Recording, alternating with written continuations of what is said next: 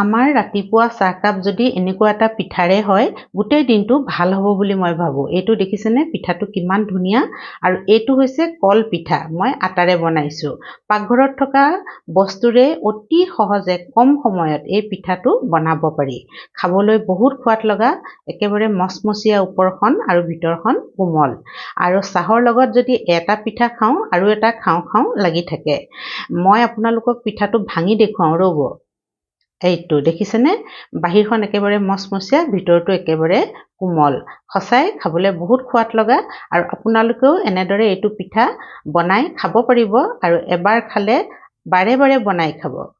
প্ৰথমতে আপোনালোকক নমস্কাৰ জনাই মোৰ চেনেললৈ স্বাগতম জনাইছোঁ। আজি মই কলপিঠাৰ ৰেচিপি এটা লৈ আহিছোঁ। বহুত ধুনীয়া আৰু সোৱাদ লগা পিঠা হয় এইটো। কেতিয়াবা আমাৰ এনেকুৱা হয় যে কল ঘৰলৈ আনে, বহুত পকি যায়, খাবলৈও মন নোযোৱা হয় আৰু পেলাবলৈও মন নাযায়, নহয়নে বাৰু?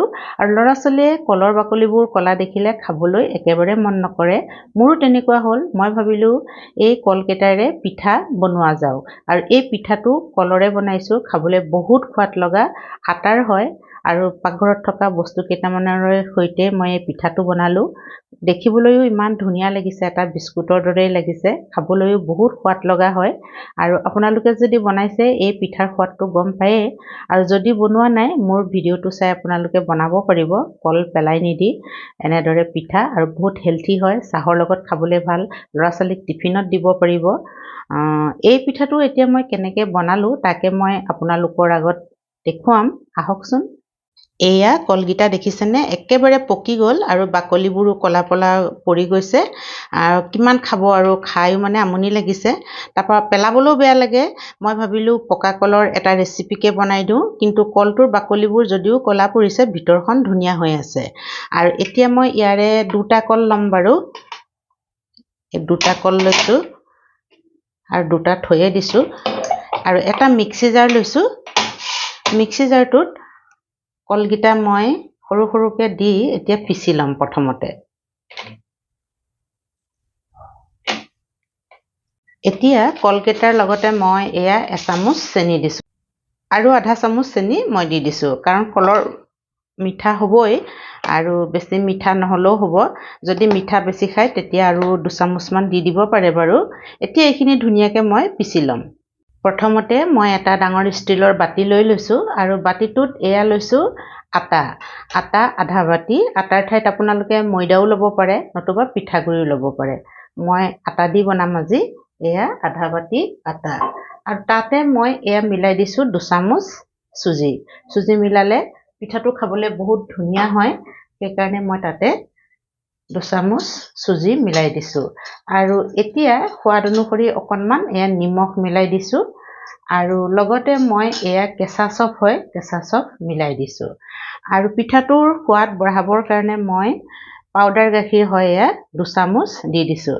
এইটো অপশ্যনেল হয়, আপোনালোকে পাউডাৰ গাখীৰ যদি নাথাকে নিমিলালেও হ'ব, তথাপিতো অকণমান মিলাই দিলে পিঠাটোৰ সোৱাদ বাঢ়ি যাব।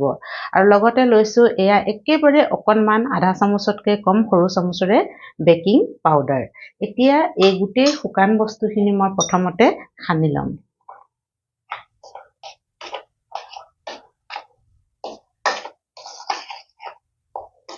এয়া ধুনীয়াকৈ মই মিলাই দিলোঁ গোটেইখিনি বস্তু। এতিয়া ইয়াতে মই দিম অকণমান ঘি। ঘি দিলে সোৱাদটো বহুত ধুনীয়া আহে, আৰু এতিয়া যিহেতু ঠাণ্ডা দিন হয়, ঘি খাবই লাগে, সেইকাৰণে মই এচামুচ ঘি এয়া দি দিছোঁ। ঘিৰ ঠাইত আপোনালোকে ৰিফাইন তেলো ব্যৱহাৰ কৰিব পাৰে। আৰু এতিয়া গোটেইখিনি মই ঘিৰ লগত ধুনীয়াকৈ বস্তুখিনি সানি দিম। ঘি, চুজি, আটা গোটেইখিনি মই খুব ভালদৰে সানি ল'লোঁ। এনেদৰে খুব ভালদৰে সানি ল'ব লাগিব, যাতে গোটেইখিনি বস্তুতে আমাৰ ঘি লাগি যায়। এয়া মোৰ হৈ গ'ল। এতিয়া ইয়াত মই এয়া যে পিচি থৈছিলোঁ কলৰ পেষ্টখিনি মিলাই দিম। এয়া দেখিছেনে?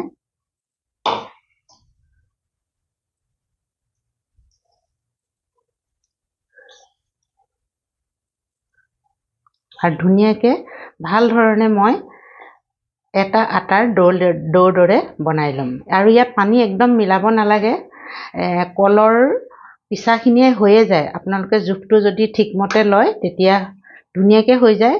আৰু যদি টান হোৱা যেন দেখে তেতিয়াহে অকণমান পানী মিলাব, আৰু যদি ঢিলা হোৱা যেন দেখে তেতিয়া অকণমান আটা মিলাই দিব। এয়া দেখিছেনে মোৰ ধুনীয়াকৈ জোখত হৈ গ'ল।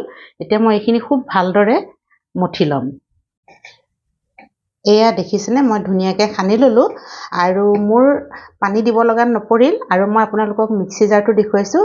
ইয়াত যিকণ লাগি আছিলে ধুনীয়াকৈ খানি পেলানি লৈ ল'লোঁ, আৰু ধুনীয়াকৈ আমাৰ এইটো হৈ গ'ল। আৰু এয়া চাওকচোন অলপ কোমল হৈ আছে। এতিয়া মই 5 মিনিটমান ৰেষ্টত থাকিবলৈ দিম, তেতিয়া আমাৰ চুজিটো ফুলি যাব, আৰু এয়া কোমল কোমল যেন লাগিছে সেয়াও মানে ডাঠ হৈ যাব।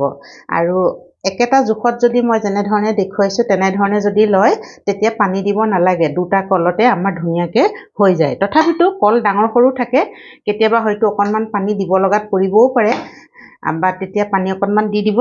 আৰু এয়া মোৰ হৈ গ'ল। এতিয়া মই 5 মিনিটৰ কাৰণে ঢাকি থৈ দিছোঁ। এয়া আমাৰ 5 মিনিট হৈ গ'ল, আৰু ইয়াত দাঙি চাইছোঁ দেখিছেনে ধুনীয়াকৈ আমাৰ আটাখিনি ফুলি গ'ল। আৰু প্ৰথমতে অলপ ঢিলা আছিলে, কোমল আছিলে, আৰু এতিয়া টান হৈ গ'ল। এয়া দেখিছেনে, কাৰণ চুজি দিয়া আছে, চুজিখিনি ফুলি গ'ল ধুনীয়াকৈ। আৰু এতিয়া এইখিনি বহুত বেছি ধুনীয়াকৈ মাৰি থাকিব নালাগে, একেবাৰে মিহিকৈ এনেকৈ হ'লেও হ'ব। আৰু এতিয়া আমি পিঠাবোৰ বনাই যাম। পিঠা বনাবৰ কাৰণে প্ৰথমতে অকণমান লৈ লৈছোঁ, আৰু ডাঙৰ সৰু কিমান কৰে সেইটো নিজৰ কথা। আৰু প্ৰথমতে মই পিঠাখিনিৰ পৰা অলপ লৈ ধুনীয়াকৈ গোল লাডু এটা বনাই ল'ম। এয়া মই প্ৰথমতে এটা লাডু বনাই ল'লোঁ, আৰু লাডুটো মই হেঁচি দিলোঁ। এয়া দেখিছেনে এটা ধুনীয়া পিঠাৰ দৰে হৈ গ'ল। এয়া দেখিছে যে অলপমান ফটা ফটা, একো নাই, সেইবোৰ থাকিলেও একো দিগদাৰী নহয়, কাৰণ আমি বহুত মিহিকৈ মঠি লোৱা নাই, সেইকাৰণে অলপ ফটা ফটা যেন লাগিছে, কিন্তু একো নহয়। এনেদৰে বনাম আজি পিঠাটো মই। আৰু এতিয়া মাজতে এটা মই ফুটা কৰি দিছোঁ। এয়া দেখিছেনে এনেধৰণে এটা ফুটা কৰি দিম, তেতিয়া অকণমান ডিজাইনৰ দৰে লাগিব। সদায় আৰু গোল পিঠা চেপেটা পিঠা কিমান খাম, নহয় জানো? আৰু ল'ৰা ছোৱালীকো অকণমান ডিজাইন কৰি দিলে সিহঁতেও ভাল পাব।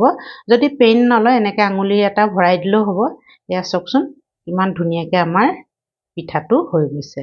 আৰু এইটো পিঠা তেলত দিয়াৰ লগে লগে আৰু ফুলি যাব, সেইকাৰণে মই অলপ মিডিয়াম চাইজতে বনাইছোঁ। এয়া এতিয়া মই আৰু এটা আপোনালোকৰ আগত বনাই দেখুৱাওঁ। বনাবলৈ একেবাৰে সহজ, আৰু খালি মাজে মাজে ফাট গৈছে, একো কথা নাই, ফাটি গ'লেও একো কথা নাই। আমি মিহিকৈ যে আটাখিনি মঠি লোৱা নাই, সেইকাৰণে ফাটিছে, আন কথা একো নাই। আৰু তেতিয়া ভালে হ'ব, অকণমান আৰু ধুনীয়া মচমচীয়া হ'ব। এয়া দেখিছেনে মই আকৌ এটা পিঠা আপোনালোকৰ আগত এয়া ধুনীয়াকৈ বনালোঁ। এইটো পিঠাও ফাটিছে। আৰু এতিয়া ইয়াত আগৰ দৰে এটা মই পেইন ভৰাই দিম। এয়া আৰু ধুনীয়াকৈ এইটো পিঠাও হৈ গ'ল। চাওকচোন কি ধুনীয়াকৈ হৈ গৈছে, দেখিছেনে? এইটো পিঠাও মই বনাই ল'লোঁ।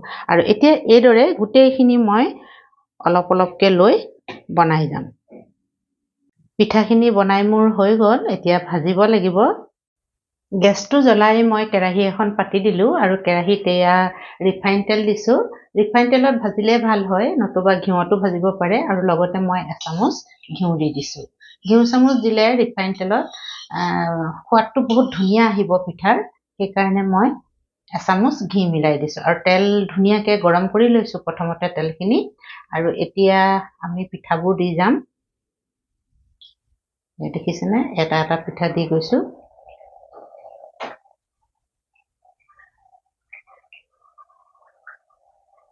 এতিয়া গেছৰ ফ্লেমটো অলপ কম কৰি দিছোঁ, মই মিডিয়াম কৰি দিছোঁ। আৰু পিঠাবোৰ হাই ফ্লেমত ভাজিলে কি হ'ব, ৰঙচুৱা হৈ যাব আৰু ভিতৰখন নিসিজিব। সেইকাৰণে গেছৰ ফ্লেমটো ল' মিডিয়ামত ৰাখি মই পিঠাখিনি ধুনীয়াকৈ ভাজি যাম। এয়া আমাৰ পিঠাকেইটাৰ এটা ছাইড হৈছে, মই এতিয়া ছাইডটো চেঞ্জ কৰি দিছোঁ। আৰু দেখিছেনে ধুনীয়াকৈ এটা ৰং উঠি আহিছে। এতিয়া গেছৰ ফ্লেমটো মই ল' মিডিয়ামত ৰাখিছোঁ দেই, হাই কৰিলে কিন্তু পিঠাবোৰ জ্বলি যাব আৰু ভিতৰখন নিসিজিব। একদম কথাটো মনত ৰাখিব লাগিব, ভিতৰখন কেঁচা হৈ থাকিলে খাবলৈ বেয়া হ'ব নহয়। এতিয়া মই ল' মিডিয়ামত কৰি এয়া চাওকচোন ধুনীয়াকৈ ৰঙচুৱাকৈ এটা ছাইড ভাজি ল'লোঁ, আৰু এতিয়া পিছৰ ছাইডটো মই ভাজি ল'ম ধুনীয়াকৈ। আৰু খাবলৈ বহুত ভাল লাগে এই পিঠাটো, কল থকাৰ কাৰণে। আৰু মই পাউডাৰ গাখীৰ দিছোঁ, চফ দিছোঁ, ধুনীয়া চফৰ গন্ধ এটা আহিছে, আৰু কলৰ গন্ধ আহিছে, বহুত ভাল লাগে খাবলৈ। আৰু ধুনীয়া ক্ৰিস্পি হয় বাহিৰৰ পৰা, ভিতৰখন কোমল। আৰু ল'ৰা ছোৱালীক দিব পাৰে এতিয়া ঠাণ্ডাৰ দিনত এনেকুৱা হেল্থি পিঠা বনাই। টিফিনত দিব পাৰে। এয়া মোৰ পিঠাকেইটা হ'বলৈ হ'ল। একদম মই ধুনীয়াকৈ ৰঙচুৱাকৈ ভাজি লৈছোঁ। এয়া দেখিছেনে? আপোনালোকে ভাবিব বহুত কলা হৈছে বা জ্বলি গৈছে, তেনেকুৱা নহয়, কাৰণ আটাৰ পিঠা হয় আৰু কলৰ ৰংটো অকণমান ৰঙচুৱা হৈয়ে যায় বনালে, সেইকাৰণে এনেকুৱা লাগিছে, কিন্তু বেছি ভাজ খোৱা নাই। মই এনেদৰে ৰঙচুৱাকৈ ভাজি লৈছোঁৱে আৰু ধুনীয়াকৈ আমাৰ পিঠাকেইটাও ফুলি গ'ল। এয়া দেখিছেনে? এয়া হৈ গৈছে আৰু বাকী থকা পিঠাখিনিও মই এনেদৰে তেলতে ভাজি ল'ম। আৰু যেতিয়া গোটেই পিঠাখিনি হ'ব, তাৰপিছত আপোনালোকক ধুনীয়াকৈ দেখুৱাম। পিঠাখিনি বনাই হৈ গ'ল। মই আপোনালোকক দেখুৱাবৰ কাৰণে ধুনীয়াকৈ প্লেট এখনত সজাই থৈছোঁ আৰু সকলোবোৰ পিঠাই দেখিবলৈ বহুত ধুনীয়া হৈছে। এয়া দেখিছেনে? পিঠাটো খাবলৈ বহুত সোৱাদ লগা হয়, হেল্থি হয়। ল'ৰা ছোৱালীক টিফিনত দিব পাৰিব আৰু নিজেও চাহৰ লগত খাব পাৰিব। পেলনীয়া ক'লে ইমান ধুনীয়াকৈ আমি পিঠা বনাব পাৰোঁ, নহয়নে বাৰু? আৰু ভিডিঅ'টো চাই যদি ভাল লাগিল, লাইক কৰিব, শ্বেয়াৰ কৰিব আৰু কমেণ্টছ কৰিব। যিসকলে মোৰ চেনেলটো ছাবস্ক্ৰাইব কৰা নাই, তেওঁলোককো অনুৰোধ কৰিছোঁ যাতে মোৰ চেনেলটো ছাবস্ক্ৰাইব কৰি লয় আৰু কাষতে থকা বেল আইকনটো দবাই দিয়ে। আপোনালোকৰ মৰম আৰু আশীৰ্বাদ আৰু ইমান দেৰিলৈকে যে ভিডিঅ'টো চালে, সেইকাৰণে আপোনালোকক মই হৃদয়ৰে বহুত বহুত ধন্যবাদ জ্ঞাপন কৰিছোঁ আৰু এইদৰেই মোক মৰম আৰু সহায় কৰি আগবঢ়াই লৈ যাব বুলিও আশা কৰিছোঁ। আজিৰ ভিডিঅ'টো মই ইমানতে সামৰিছোঁ। ধন্যবাদ।